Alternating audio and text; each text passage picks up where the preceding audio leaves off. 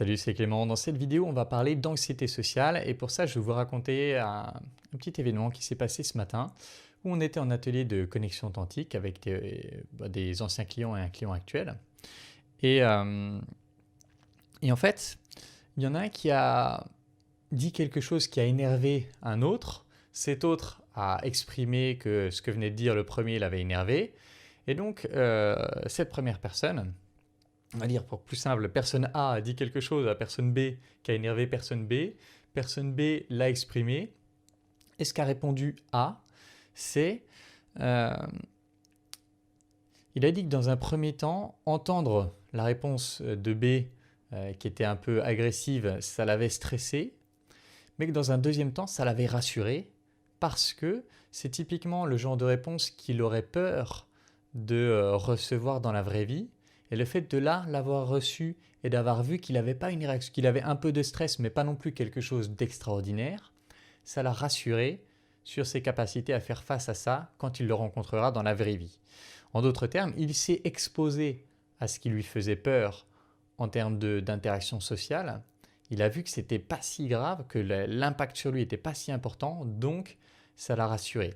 Ça, c'est le fonctionnement de ce qu'en thérapie cognitive et comportementale, ils appellent l'exposition.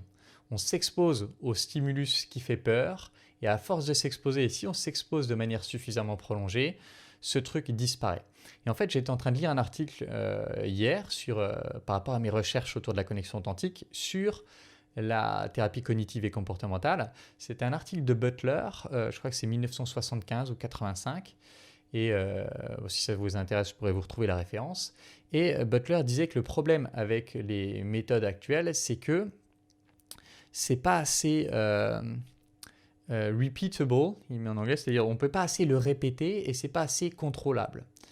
Et du coup, ils ont du mal, dans les thérapies cognitives et comportementales classiques, de travailler vraiment extensivement les compétences sociales. Et pour moi, c'est là que la connexion authentique est très intéressante, c'est que parce qu'on utilise souvent des phrases à compléter, des structures de phrases, c'est répétable. Il est possible de les répéter, de s'entraîner beaucoup aux mêmes compétences.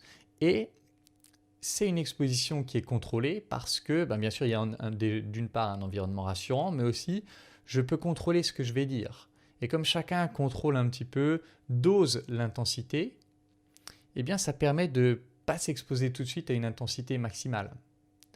Ça permet de rester un peu en contrôle dans le sens où personne A peut diminuer un peu l'intensité de ce qu'elle va dire pour avoir moins de chances que ça énerve beaucoup les autres et donc les autres vont être peut-être énervés mais pas trop et du coup ça reste dans une intensité tolérable. Et c'est pour ça que je pense que la connexion authentique vient remplir un besoin dans les thérapies actuelles et c'est pour ça que j'essaie de l'inscrire comme un outil de plus dans les thérapies actuelles. Et en tout cas, ça permet de vraiment bien illustrer comment la connexion authentique peut permettre de guérir de l'anxiété sociale, de largement progresser autour de l'anxiété sociale.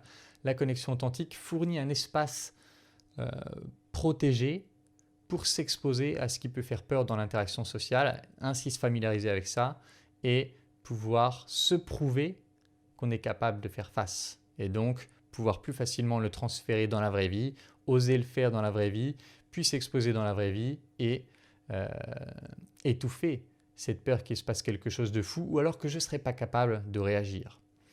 Donc, si vous souffrez d'anxiété sociale, gardez espoir, il y a vraiment plein de choses qu'on peut faire pour améliorer ça. Je pense que la connexion authentique, c'est pour moi le meilleur outil. C'est pour ça que je veux le tester scientifiquement. C'est pour ça que je suis en train de faire les recherches que je suis en train de mener. Mais en tout cas, si c'est votre cas, gardez ça à l'esprit, de vous exposer par petites touches. Si vous pouvez participer à des choses de connexion authentique, tant mieux. Et si vous ne pouvez pas, dans votre vie quotidienne, essayez de vous exposer à ce qui vous fait peur, mais par petites touches. Commencez vraiment léger pour ne pas vous risquer de vous submerger dès le début, ce qui serait pire dans une certaine mesure. J'espère que cette vidéo pourra vous aider. Je vais revenir avec... J'ai téléchargé des dizaines et des dizaines d'articles. J'ai vraiment énormément de choses que je pourrais vous partager autour des vidéos Psy News. Donc je vais essayer de m'y mettre plus. J'ai pas mal plus de temps la semaine prochaine. Je vais pouvoir faire, je pense, 3-4 vidéos Psy News.